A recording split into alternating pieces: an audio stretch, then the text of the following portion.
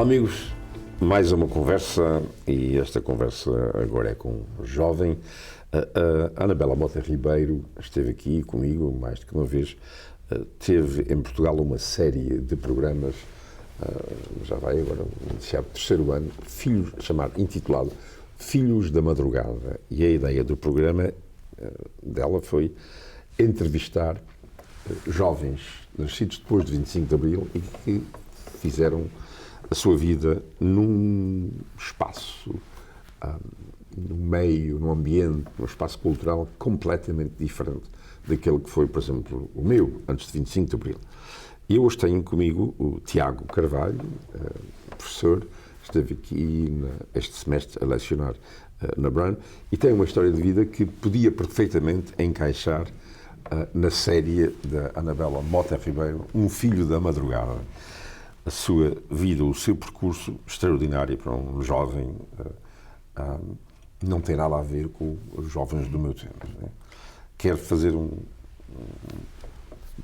em traços largos qual foi esse seu perfil. Você tem um bocadinho mais de anos do que aparente. É verdade.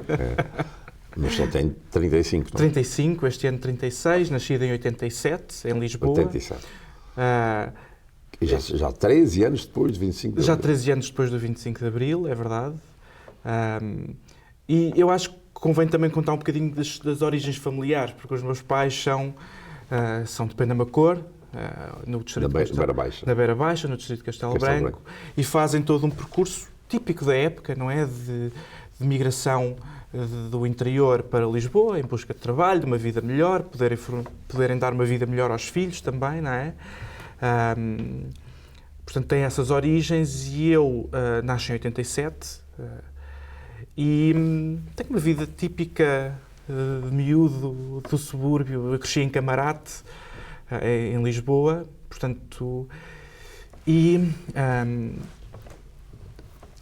faço a minha vida normal, não é? E o percurso, basicamente, a certa altura, apaixono-me pela música, consigo, aquelas coisas de miúdo, consigo, por muito esforço, entrar no conservatório, fazer 5 anos de conservatório. A música ainda hoje é uma paixão muito grande na minha vida, apesar de estar um bocadinho arredada do âmbito profissional, não é? Os meus objetivos são outros, nesse âmbito. E os meus pais sempre tiveram o desejo que os filhos estudassem e que fizessem uma licenciatura, como se costuma dizer, para serem alguém na vida, não é? Porque havia muito, sobretudo nos anos 90, havia muito, tens que estudar para ser alguém, não é? Havia muito isto, tinha-se essa noção. E tanto eu como o meu irmão, que é mais velho, somos os primeiros licenciados da família. O que para os nossos pais foi um feito muito grande, porque ninguém... E isso foi... Ainda hoje a minha mãe tem um orgulho muito grande nos filhos e na forma como isso conseguiu que os filhos chegassem a algum lado de alguma forma. Entretanto, vou para a universidade, faço um ano de Economia, mas que testei e decido mudar para Sociologia. E aí percebi que havia algo que eu gostava muito, a forma de olhar para o mundo, de analisar o mundo. E, portanto, decido, ok, é isto que eu quero fazer e vou fazer um doutoramento, faço a minha licenciatura, mestrado, começo a trabalhar como assistente de investigação no ISCTE, que foi onde me formei. Não só, comecei também no ICS antes, no Instituto de Ciências Sociais, depois volto ao ISCTE e depois consigo entrar para um doutoramento em Cambridge, em Sociologia, onde passo alguns anos da minha vida e depois, não sei, já... Não, é que um salto de Lisboa para Cambridge é uma das melhores universidades do mundo. E você não disse isso, mas eu estou a dizer, Cambridge, no Reino Unido, é uma das mais antigas universidades do mundo e ainda hoje é uma das melhores universidades do mundo. E como é que foi esse salto de Lisboa para Cambridge, para uma universidade como Cambridge? Foi interessante, difícil o primeiro ano, a adaptação, porque eu estava habituado a uma cidade grande, não é? Em que trabalhava e depois ia com amigos, ou havia uma dinâmica muito especial, sobretudo ali nos anos pós-mestrado, em que eu procurei, porque passei muitos anos a estudar e com pouco outras atividades, e procurei voltar à música um bocadinho também, e consegui. Foi difícil a adaptação, mas depois foi muito apaixonante, porque foram anos de muito trabalho e eu senti que aprendi muito, muito, sobretudo, com os colegas. Às vezes não tanto nas aulas, mas com os colegas e com as discussões que tínhamos entre nós, quando íamos beber um copo ou assim, ou quando bebíamos um café, e contactar com gente de todo o mundo. Isso abriu muitas perspectivas de forma como as pessoas pensam noutros sítios e perceber coisas que estavam a acontecer noutros sítios do mundo. Isso foi, acho que nesse sentido cresci muito pessoalmente e intelectualmente por isso, porque toda a universidade está organizada para que nos sentemos com os colegas a discutir e a saber às vezes coisas de engenharia, porque temos colegas no colégio, né, aquilo está organizado por colleges, e sentamos-nos à mesa ao almoço a falar com colegas de engenharia ou de física, etc.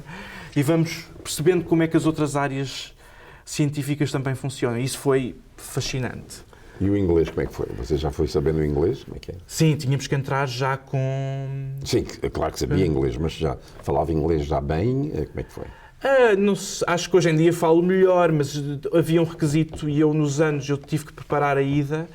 E uns anos antes fui para o British Council em Lisboa ter aulas semanalmente de inglês. Passei 2, 3 anos a fazer isso, porque sabia que era... ou seja, porque eu já tinha fisgada, como se costuma dizer, tinha esse objetivo, eu quero fazer o meu doutoramento ali. E então passei esses 2, 3 anos a preparar a ida, de alguma forma. Sim, o inglês depois, acho que depois também há coisas que apanhamos estando lá, não é? Vivendo no sítio, mas já estava... Não foi uma dificuldade, por assim dizer. E como é que foi o adaptar à vida do Reino Unido, ao estilo de vida lá? Como é que é? Cambridge é muito particular. Mas já lindíssimo. Já lindíssimo, com uma história... prédios magníficos, sim, com jardins espetaculares. Com o pormenor que não podemos pisar a relva, não é? Eu tive uns amigos de Lisboa que me visitaram e a piada era essa, que não podiam visitar. Não podiam pisar a relva dos colégios. Como é que foi a adaptação? Cambridge é um sítio muito particular. Nós costumávamos dizer que era uma bolha e, portanto, estávamos muito protegidos de todo o ambiente, e onde estava isso, quando saía e ia a outras cidades, era muito diferente. Mas a adaptação não foi muito difícil, porque, repare, quando chegamos lá, eu acho que hoje seria mais complicado a adaptação. Quando chegamos lá como estudante, todos estamos no mesmo barco, sim, e, portanto, claro, dá um companheirismo muito grande, não é? Sim. Depois há aquelas coisas, um tipo adaptar-se a coisas que são distintas, não é? E a vida política era diferente, e começar a perceber tudo isso levou alguns anos, mas... Depois voltou a Portugal? Não, quer dizer, volto a Portugal no final do doutoramento, para terminar a escrita, e depois tenho uma experiência em Itália. Há um centro de investigação na minha área, que é o Cosmos, o Centro de Movimentos Sociais, dirigido pela professora Donatella Della Porta, que está sediado na Scuola Normale Superiore, em Florença. Outra bela cidade. Outra bela cidade, sim. Você não joga por baixo. Não. E passei um ano aí a trabalhar como pós-doc. Entretanto, o que acontece é que se dá a pandemia. E eu continuava a candidatar-me para vários sítios no estrangeiro. Dá-se a pandemia, eu estava entre trabalhos, como se costuma dizer, porque o meu contrato termina exatamente quando o país fecha. Portanto, eu tinha o voo marcado e tive que ficar mais um mês em Florença, a perceber como é que conseguia sair de Florença para voltar a Lisboa.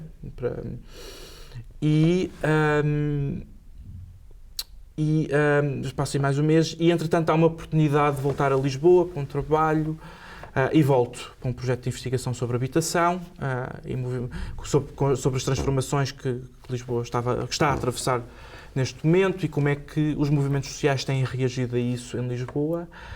E foi isso. Entretanto, consegui autonomizar-me e, portanto, neste momento estou mais autónomo nesse sentido e faço a minha própria investigação, ainda que me continuo a interessar muito por estes. Mas está a ver, tudo é estrangeiro. Todas. Só essa.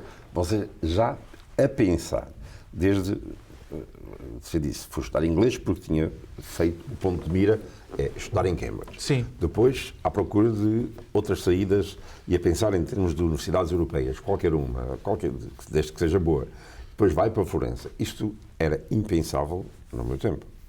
Nem sequer estou a falar nos Açores, onde o universo era só aquele. Estou a falar de qualquer pessoa em Lisboa. Era pouquíssimo. Eu recordo-me quando vim para os Estados Unidos, quer dizer, 2 ou 3 pessoas aqui no MIT, pouquíssimo. Sim. Quase ninguém vinha para cá. Mas iam para a França, quando muito, mas isso era uma elite, não era alguém, por exemplo, não vem de uma família que não tem tradição académica e começa desde miúdo já a pensar. Isso é um filho da madrugada. Portanto, a vossa geração quase não tem nada a ver com a nossa. Pensam em termos globais, pelo menos em termos europeus. Portugal faz parte da União Europeia e essa mudança de alteração de mentalidade prometia a gente capaz, como é o seu caso, de ir e se ingrar. Você sente que isso... Você, quando fala com a geração mais antiga, sente isso?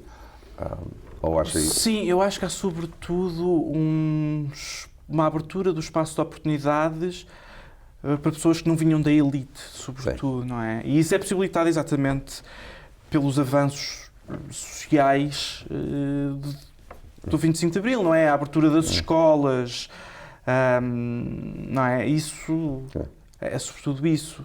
Vamos então entrar você começou a interessar-se em investigar. O que é que... você falou em movimentos sociais. Porquê é que você se interessou pelo que estava a acontecer em Portugal em termos de movimentos sociais? E quais são os movimentos sociais que mais o interessaram? O meu interesse em particular... Eu comecei a estudar participação política. Depois isto há uma distinção entre participação e movimentos, mas basicamente eles depois entram todos no mesmo campo de estudo. Coisa que também ninguém no meu tempo se preocupava porque não havia, o governo não queria que ninguém participasse em nada. Aliás, o campo dos movimentos sociais em Portugal, na forma que tem parece há cerca de 10 anos, porque é quando começa a institucionalizar-se mais. Porquê? Porque há os grandes protestos contra a austeridade e contra a Troika. Portanto, eu começo em 2000 no final da licenciatura faço um trabalho sobre participação política, é o meu trabalho final de curso, está publicado, mas faço num campo muito particular que era, na altura, os blogs, não é? Ainda eram muito prementes e tinham alguma importância. Hoje em dia isso mudou para coisas mais redes sociais, Facebook e Twitter. E aquilo que constituía um espaço de discussão extra os meios de comunicação tradicionais. E eu consigo fazer uma sociografia, consigo lançar um inquérito e consigo ter 200 respostas por volta disso. Para Portugal, acho que consegui cobrir quase o campo todo na altura. E começo por aí. E o meu grande interesse era porque é que as pessoas não participam mais? Porque é que, tendo em conta que há coisas que... Era uma pergunta um bocado naif e ingénua, depois acho que, entretanto, consigo perceber melhor. Depois o trabalho desenvolve-se e no meu mestrado estudo a relação entre classes sociais e participação. Não num âmbito tão específico como os blogs, mas mais... os efeitos estruturais das desigualdades têm na participação. Em Portugal, o que se encontra é, pelo menos nesse trabalho, acho que pode eventualmente ter mudado um bocadinho, ainda que não muito, essencialmente são elites culturais e profissionais com educação que participam. É um campo muito fechado nesse sentido. É uma pequena elite que participa. Sim, e quando participa, que já acontecia nos blogs, não é? Sim. Que era... malta com um perfil, pessoas com um perfil, muitas delas, 90%, se me lembro dos números, com educação superior, que participavam em tudo, não é? Partidos políticos, associações, escrever para jornais, etc. E aqui, pronto, este trabalho confirma esse gap, não é? E, portanto, há quase uma distância ao poder, não é? É uma expressão que o Manuel Vilaverde Cabral utiliza, daqueles com menos recursos em relação às instituições e, portanto, quase impenetrável por vezes. Vamos ter que fazer um breve intervalo, voltamos daqui a breves instantes, Eu estou com Tiago Carvalho, sociólogo, professor em Lisboa, no Instituto do ISCTE, e este semestre lecionou aqui na Universidade de Brown. Até já.